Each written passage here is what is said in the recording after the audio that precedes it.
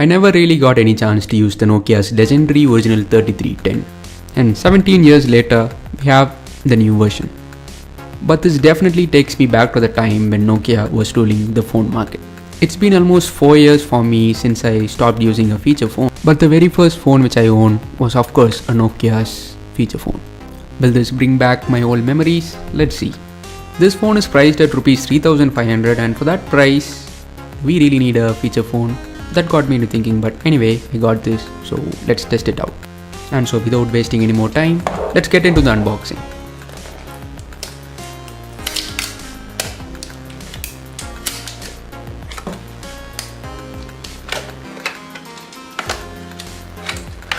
And so opening the box, first we have the phone itself. It feels so light and I'm really liking it. Let me keep that aside and dive deep further into the box. So we have a battery, just got the Nokia's brand on it, and the battery's capacity is 1200 mAh, which might sound tiny, but since it's a feature phone, that should work. And then we have some earphones made completely out of plastic, and the earbuds are of normal type. It has also got a microphone to that, but sadly there aren't any more buttons. And then we have the charger, which has a rating of even less than 1 ampere, so in no way this is a fast charger, but I believe it should get the job done. And then on the other end we have the micro USB cable, which is fixed to the adapter. And at last we have a quick start guide, which might be useful if you want to know how your device works. And so 1, 2, 3 and 4. So that is all we get inside the box. Okay, let's open up the back and insert the SIM card, memory card and the battery. Well, this thing is real tight and it's very hard to open it up. I think this is for durability, but it's really hard. After a lot of struggle, I somehow managed to open it. So once you open the back cover, we can see 2 SIM card slots and then a micro SD card slot.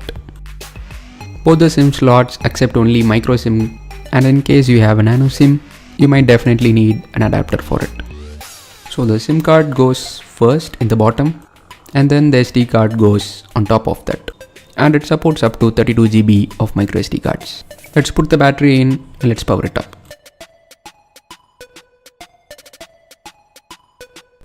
And let's wait for the special moment.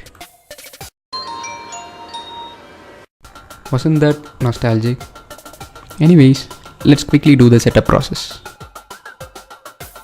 And once it's done, it's time to transfer the contacts from my previous phone. It's fairly simple and takes just about a couple of minutes. Just turn on Bluetooth on the phone from which you need to transfer the contacts and just wait. It will automatically search for the nearby phones, and then you just need to pair it up with your phone. Once it gets connected, it will automatically start the process. And so the setup is completely done. This phone feels incredibly light and it's very tiny and compact enough to hold. At the bottom we have the 3.5mm headphone jack, and the audio quality via the earphones was also good. We don't have anything to the sides, and up top we have the micro USB port, which is for charging and data transfer. Unlike the original 3310, which was so bulky, this is very thin and it also has a kind of curve in the front panel. Overall, it looks good. The display on the front is bright enough and it can be easily viewed in the outdoors. And below that, we have the T9 keypad. And since all the buttons on the keypad are separate, it's much more easier to use.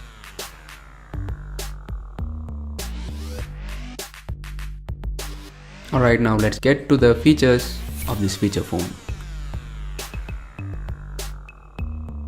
Firstly, we have a torchlight which is bright enough and will be useful in case of any emergency.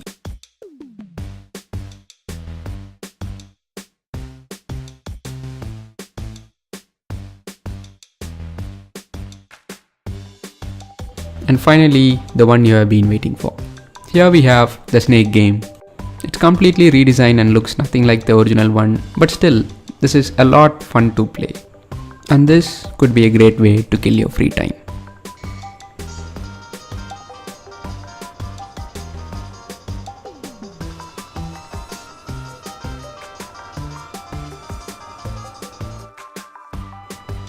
There are many levels in the game and it's totally engaging.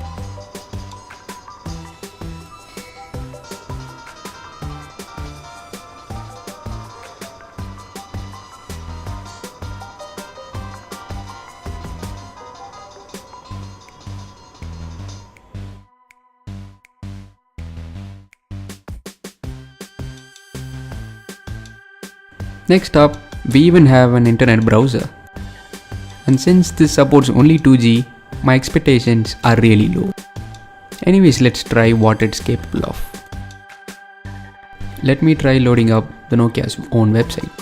And most of all, patience is much needed when you are using a 2G phone.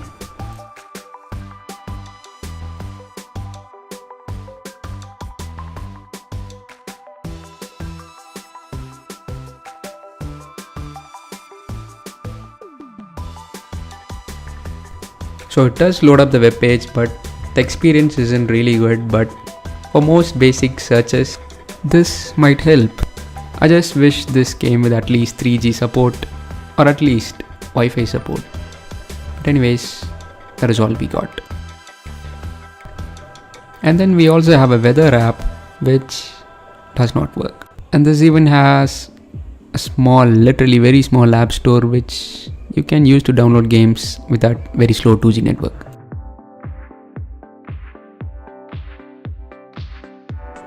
And then we have a calendar app.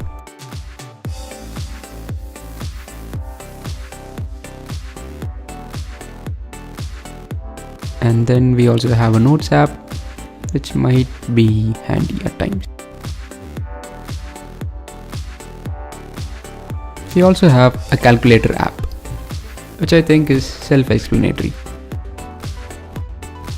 And then we also have a Files Explorer app, which has that very old school design, but this brings in a lot of memories for me. And then we have the alarm clock. And then we also have a bunch of small extra apps. Then we have something which I thought will be useful, but the result is... Hello guys, this is a voice recording sample with the Nokia 3310. So bad. And then we also have a counter app, which might be useful to know the balance. And then we have the most basic SMS app, which we don't use much these days.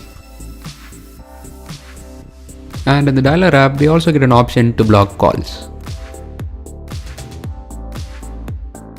With all that, let's put that ultra legendary 2 megapixel camera to the test. The interface looks fairly simple. We get an option for zoom slider.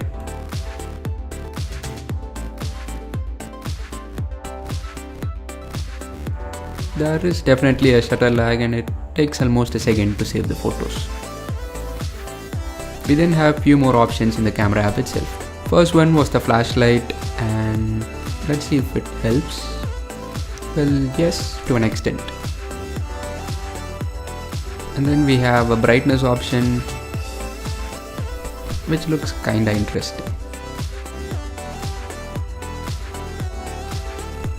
And under image effects, we do have a bunch of filters. So I took a lot of photos with that, and let me show the sample so that you can decide the quality of it.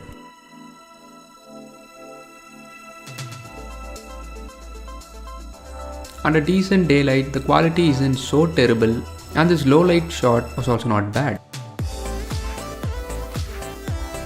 But since this has a fixed focus sensor, you can't expect any depth effects with this.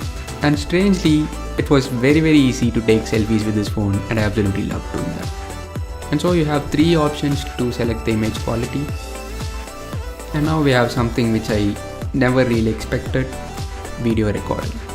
This can record videos in 3GP format, and wanna know how it is? Just have a look at it.